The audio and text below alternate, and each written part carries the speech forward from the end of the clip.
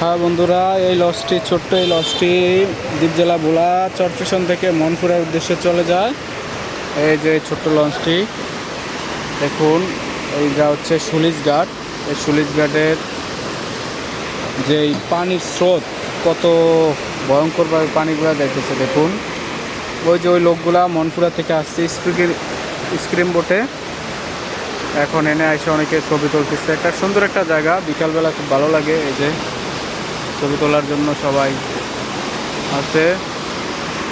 এবং পানির যে স্রোতটা যদি দেখায়, আমি অনেক দূর পর্যন্ত যাই, নদীয়ান থেকে অনেক দূরে।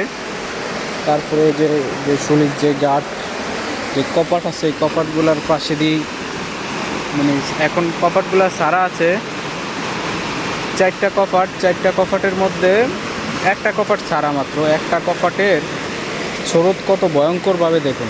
আর যদি মানে চারটা কপাট ছাড়িয়ে দেয় তাহলে কতটা ভয়ঙ্কর হতে পারে বুঝতে পারেন। মাঝে মাঝে এখান দিয়ে মাছও লাফ দেয়, এই স্রোতের সাথে সাথে মাছ লাফিয়ে লাফিয়ে ওঠে। অনেক সময় দেখা যায় বর্ষা সিজনে আসলে ওদিকে জাল পাতা থাকে, ওই জালের ভিতরে মাছ লাফ দিয়ে জালের মধ্যে যে ঢোকে।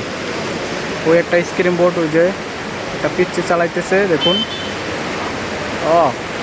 এই যে ওই এই এই আস্তে আস্তে দিল, কি বাপ রে বাপ, কি ট্যালেন্ট, এদের কি ট্যালেন্ট।